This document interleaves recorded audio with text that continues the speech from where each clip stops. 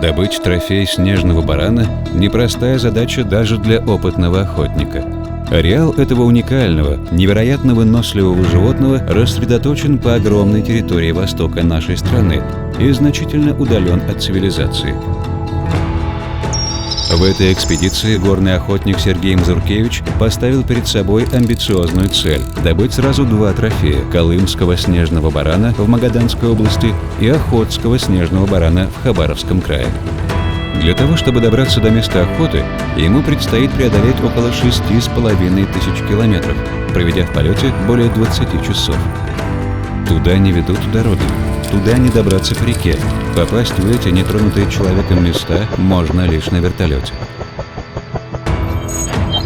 12 дней поисков. Это все мелочь. Более 200 километров, пройденных пешком. И суммарный подъем, равный высоте 2 Эльбрусов. Это в буквальном смысле дикая и на этот момент самая сложная охота.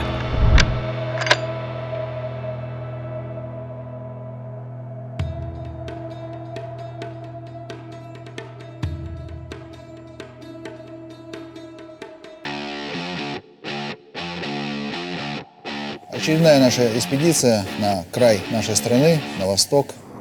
На востоке нашей страны интерес для горных охотников, трофейщиков представляет 6 позиций. Это якутский баран, охотский, колымский, камчатский, коряцкий и чукотский. В прошлом году был взят камчатский баран. В этой экспедиции предстоит нам взять охотского и колымского. На данный момент мы уже 16 часов в пути с момента погрузки багажа в автомобиле и движения в аэропорт города Екатеринбург. Ночь была бессонной, удалось 2-3 часа поспать, но тем не менее оптимизм есть. Все, нас приглашают на посадку. Сейчас будем выдвигаться в сторону Охотска. Ареал обитания колымского барана находится в Магаданской области. Потом за нами пролетит вертолет, чтобы нас перебросить уже в Хабаровскую часть, где будем охотиться уже на охотского барана. Охота предстоит пешая, на предполагаемых высотах около 2000 метров. Организаторы обещают среднюю температуру днем от 10 градусов. Ночью температура предположительно упадет до нуля. На охоту без учета трансфера выделено 8 дней. По прибытию в аэропорт Охотска Сергея встречает организатор этой охоты Александр Мальков и сразу сообщает неприятную новость. Погода нелетная. Решение перенести на завтра вертолетный вылет. Сегодня заночуем в Охотске и завтра будем ждать разрешения на вылет.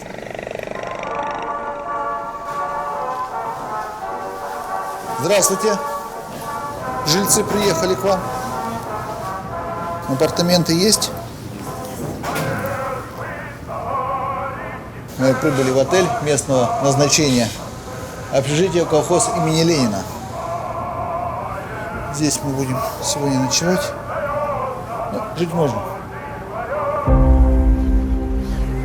Охотск – это небольшой рабочий поселок на берегу Охотского моря с населением 3500 человек. Охотск считается колыбелью Отечественного флота на Тихом океане. Это одно из старейших русских поселений на Дальнем Востоке. В советское время градообразующими предприятиями здесь были крупный рыбоперерабатывающий комбинат и судоремонтный завод, работа которых в 90-е годы стала сворачиваться. Ухудшение экономической ситуации привело к тому, что население стало покидать поселок, и Охотский морской порт утратил свое былое значение. На пляже Охотского моря видим только присутствие нерп, которые плавают. Не купальный сезон. Так-то, в принципе, местные вообще не купаются. И, по словам Александра, 70% и плавать не умеют. Ну, на ощупь вода градусов 12. По сути, это Тихий океан. Если бы не дождь, можно было и попробовать искупаться.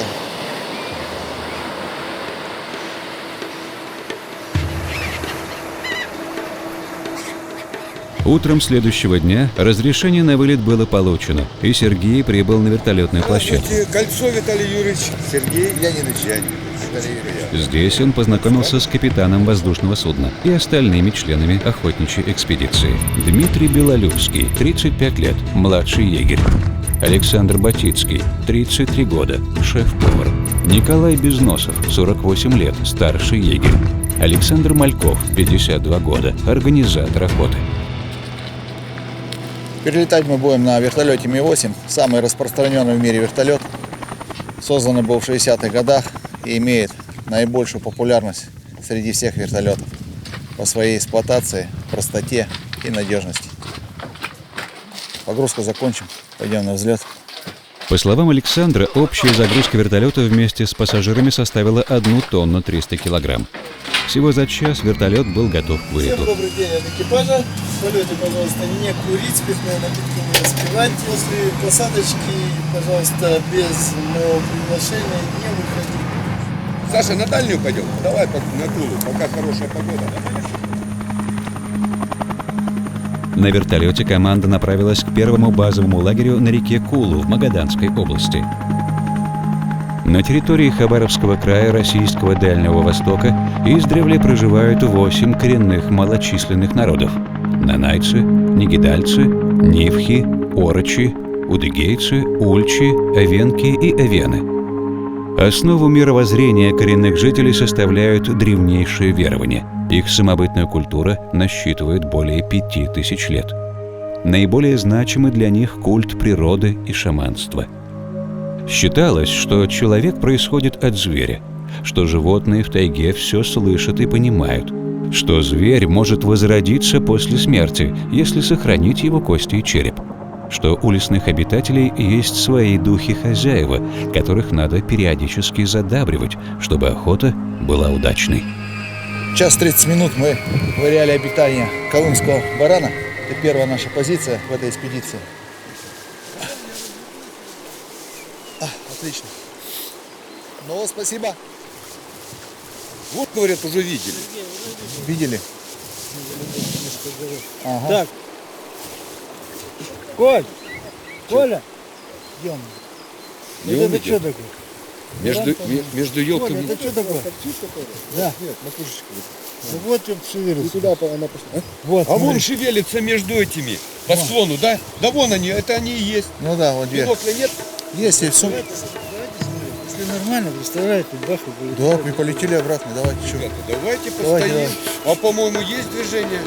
Снежные бараны или толстороги. Это крупные бараны крепкого телосложения на коротких мускулистых ногах. Их головы украшают массивные закручивающиеся рога, которые могут достигать длины до 110 сантиметров. Несмотря на массивное строение тела, бараны обладают удивительной способностью ловко перемещаться по скалистой местности, совершать прыжки с высоты до 3 метров. В списке Международного союза охраны природы снежный баран отнесен к категории видов, находящихся под наименьшей угрозой. Достав бинокли, команда пристальней изучила окружающие склоны. Елки. Как оказалось, за баранов ошибочно приняли одиноко растущие карликовые ели. Ну что, парни, счастливого покера. Удачи. Все, жду Ага. звоночков. Спасибо.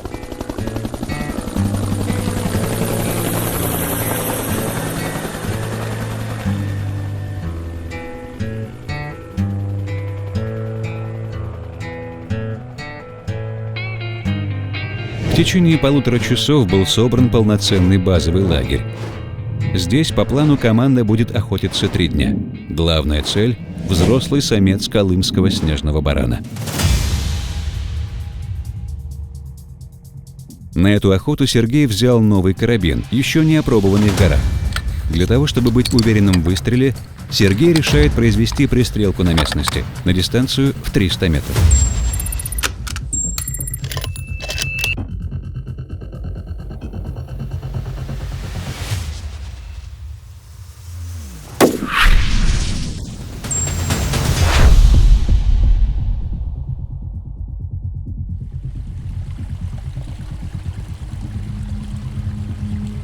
Так-то, сегодня первый день охоты.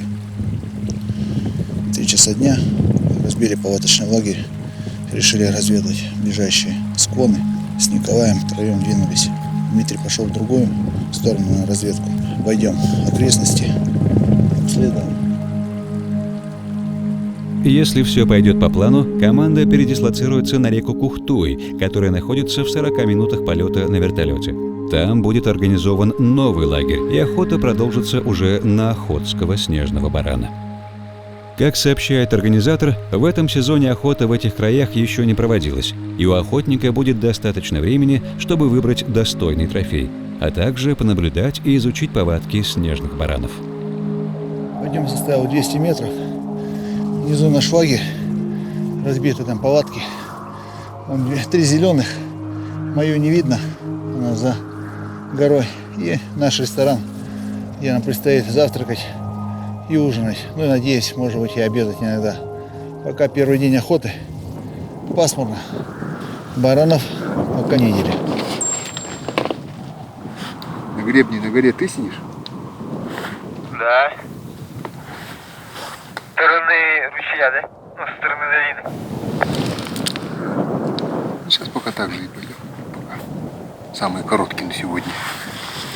Развивочный путь. Местность в этих краях – это преимущественно невысокие сопки, покрытые мягкой, как ковер, растительностью. Пересекая их одну за другой, за день можно намотать десятки километров в поисках желаемого трофея. Время от времени приходится пересекать горы посерьезней, основная сложность которых – сыпучие камни, постоянно уходящие из-под ног. Первые признаки жизнедеятельности баранов, доказательство тому, что они здесь есть, это уже хорошо. Карабин первый раз с собой этот взял. Складной приклад. Удобно, не мешает, не снимая раму. Можно сесть, посидеть, передохнуть, в бинокль осмотреться. Барана не видели пока. Но мы и не рассчитывали на легкую охоту. Выстрел. Не понял. Вот это я не понял. Что за выстрел был? Слышал? Это же выстрел. В той стороне, главное.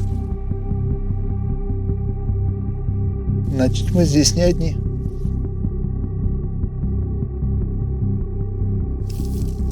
Баранчик. Съели барана. Небольшой, маленький, ягненок. Но это второй признак сегодня присутствия в этих местах барана. Это кости, отполированные, можно сказать, и временем, и хищником.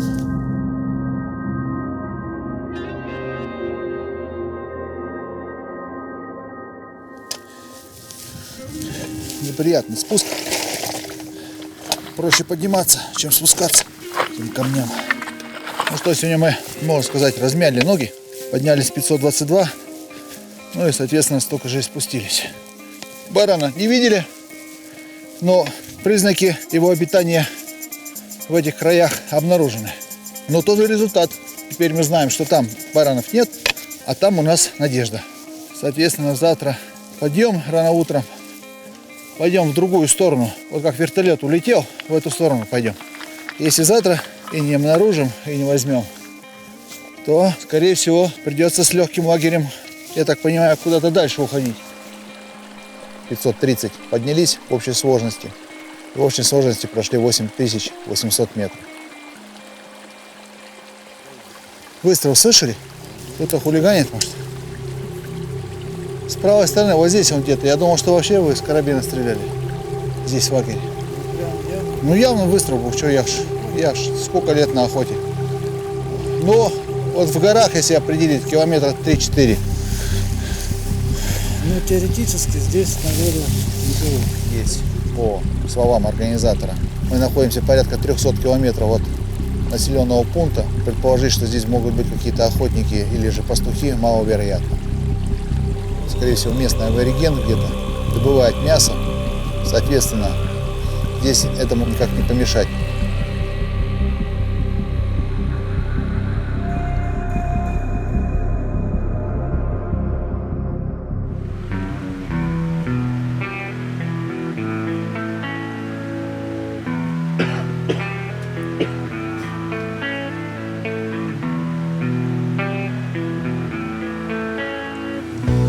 Эту часть это хорошо.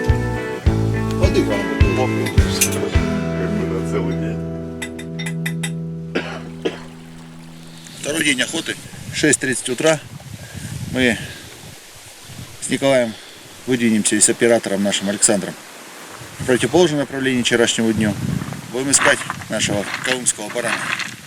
Заняв одну из самых высоких позиций, Сергей и Николай начали осматривать окрестности в поисках барана. Спустя около 2 часов наблюдений появился первый результат. Николай обнаружил группу из баранов 4400 метров в той стороне, через долину. Ух ты, сколько их там. Что-то много, блин, что-то непонятно. Белые там какие-то лазят. Не олени домашние. Это бараны. Бараны белые есть. Ну как, не альбиносы. Просто сам цвет такой. Темный, светлый бывает. Идет испарение. Видимость плохая. Поближе пройдем. Хотя бы километра на 2. 1,5, чтобы понять, есть ли трофейный экземпляр.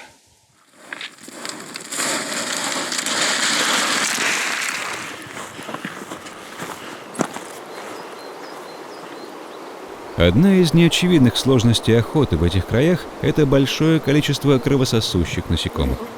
Благодаря высокой влажности тундра – наиболее благоприятная среда для обитания гнуса и прочей мошки. Эти надоедливые насекомые изрядно пьют кровь не только азартному охотнику, но и баранам, заставляя их пастись только утром и вечером, а днем забираться повыше, на продуваемые ветром хребты. Эта охота проходит в конце лета, когда общее количество гнуса стремится к нулю и наступает самый спокойный период в жизни барана – начало осени. Не понял, вот сейчас белое пятно здоровое. Исчезновение гнуса позволяет толсторогам формировать стада в 20-30 голов и пастись на богатых кормом пастбищах. И синие рогачи. База. Это все мелочь. Сейчас разглядели поближе. Честно говоря, приустали уже. Жара, солнце печет, с другой стороны холодный ветерок хоть облегчает немного.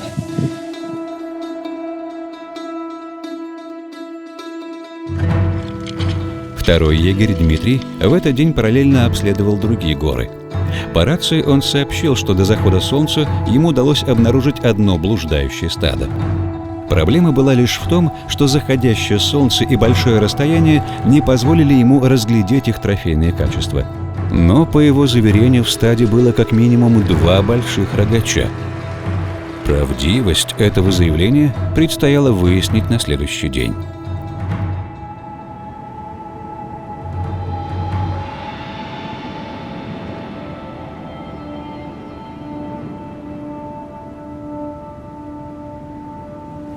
На следующее утро вся команда выдвинулась в район, где Дмитрий, по его утверждению, видел группу баранов. Путь составил около 6 километров и включал сложнейший каменистый подъем в 700 метров.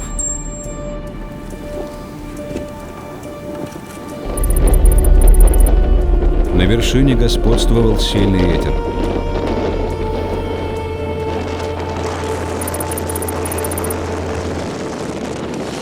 Вот они начали кормиться и сюда вот завалились в распадок.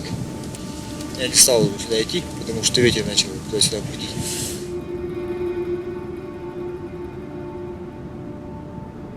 Два часа наблюдений ни к чему не привели.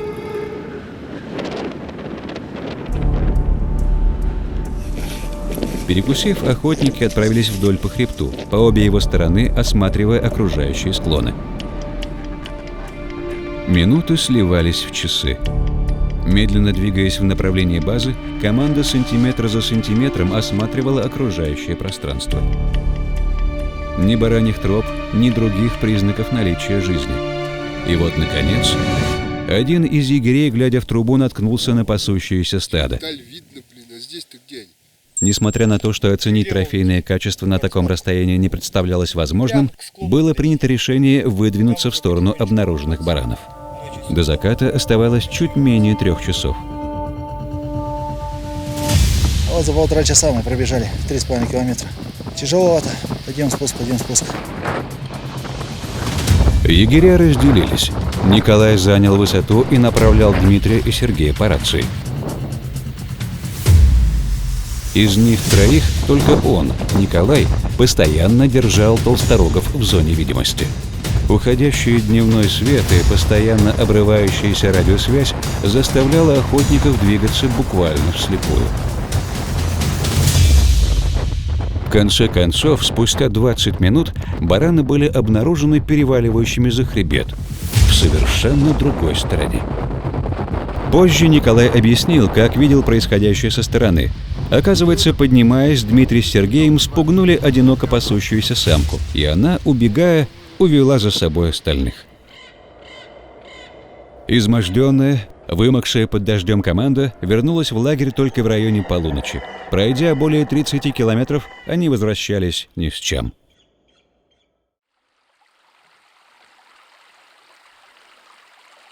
Ночной марш-бросок и утренний дождь внесли свои коррективы в планы нового дня. Подъем был перенесен с 5 на 9 часов утра. Пока команда собиралась в очередной рейд, из-за горы за ними наблюдал молодой северный олень. И, как оказалось, он был не единственным утренним гостем. Неподалеку от лагеря без опаски паслась небольшая группа снежных баранов. Ну, непонятно, группа с баранов. Если это трофейный, то это удача. И поспали, вышли 750 метров, прошли всего от лагеря. Само собой, трофейного барана в группе не оказалось. Вся она целиком состояла из самок и ягнят.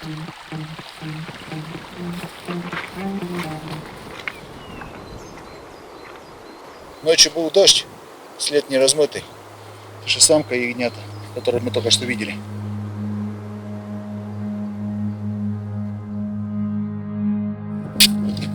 Интересная гора. Щебень 5,25. Отклонен. Где-то перетробили его и усыпали всю эту гору. Вот природа создает. Природа Дальнего Востока нашей страны уникальна. Грозные скалистые горные хребты здесь сменяются спокойствием зеленых равнин. Представители животного мира удивляют своей стойкостью и способностью адаптироваться к непростым условиям местного климата. Зимний период Магаданской области длится до 7,5 месяцев. Зимой в некоторых горных районах температура опускается до минус 50 градусов, и многие реки промерзают до основания. А когда в июне наступает долгожданное лето, растительный и животный мир невероятно быстро возрождается. В этот короткий период природная красота Магаданской области поражает. Склоны усыпаны разнообразными цветами и дикорастущими ягодами. А в лесах и на склонах гор можно наблюдать самых разнообразных представителей животного царства. В этот день охотники снова возвращались в лагерь ни с чем. Возле лагеря их ожидали несколько северных оленей. В отличие от утреннего оленя, эти 7 были на привязи. Как оказалось, 2 оленевода, проезжая мимо, увидели лагерь и решили заехать узнать, как дела. Шеф-повар Александр встретил их гостеприимно. Он пригласил их погреться и перекусить. Они рассказали о том, что едут в соседнее поселение за сигаретами. Едут уже давно, и ехать еще долго, около 150 километров. Поэтому, чтобы не злоупотреблять гостеприимством, они, быстро покушав, запрыгнули на оленей и удалились в тундру. За сигаретами.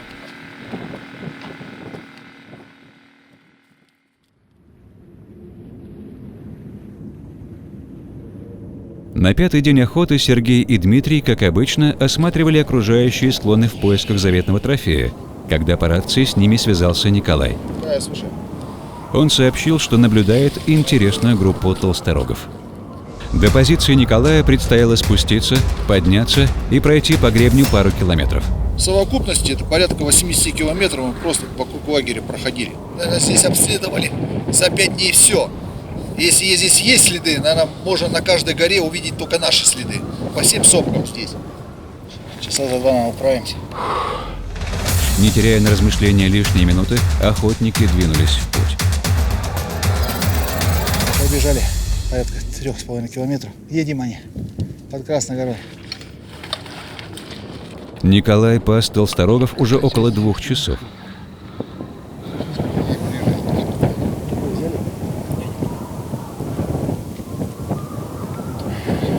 За неимением трубы Сергей изучил в 35-кратный оптический прицел спокойно пасущееся стадо. Наконец-то это была группа, в которой присутствовали самцы. Небольшие, 7-8-летние самцы с не самыми выдающимися рогами. С каждым днем планка требованию трофейным качеством падает. Уже говорю, ладно, там 5-летний или 6-летний возьмем его. Команда начала планировать подход. Вот на этот бугорочек залезем с ним.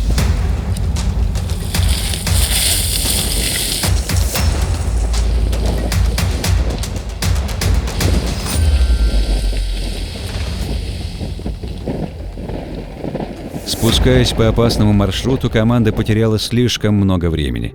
Уже закончив пастись, стадо, видимо, поднималось на ночную лёжку. Он еще выше. Где? Выше. Да. Вот они вышли. 500 метров.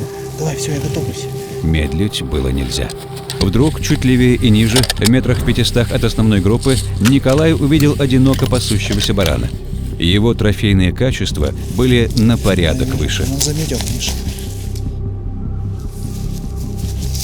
Бежит, уходит. 500 метров, я стреляю.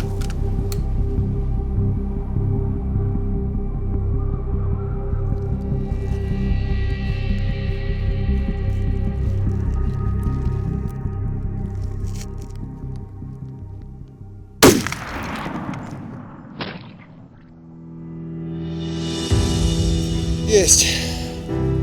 Хлопок характерный был попадание. Наконец-то колымский баран взят. Маленький, но простят меня коллеги-охотники. Это уже 90 километров мы прошагали за этим бараном. Сила и выносливость снежных баранов поразительна. Попав в цель, пуля не сразила зверя. Он пробежал несколько метров и остановился. Здорово. Еще какое-то время он упрямо стоял, Все, ложится уже. а затем опустился Всё, на готов. землю и склонил голову. Он просто здоровый. 5 дней солнца по этой жаре, по скалам. Я думал, что Кавказские горы тяжелые. Это самая тяжелая охота. Пошли найдем его и домой. 2, 3, 4, 5, 7 лет. Итак, колымский Зачетный. баран был найден и взят. Теперь остается вызвать вертолет и перебазироваться в Хабаровский край, где Сергею с командой предстоит взять охотского снежного барана. Сделать это будет весьма непросто, но не стоит забегать вперед. Ну, Серега, Еще сразу яд. Я думаю, что что-то пошло не так.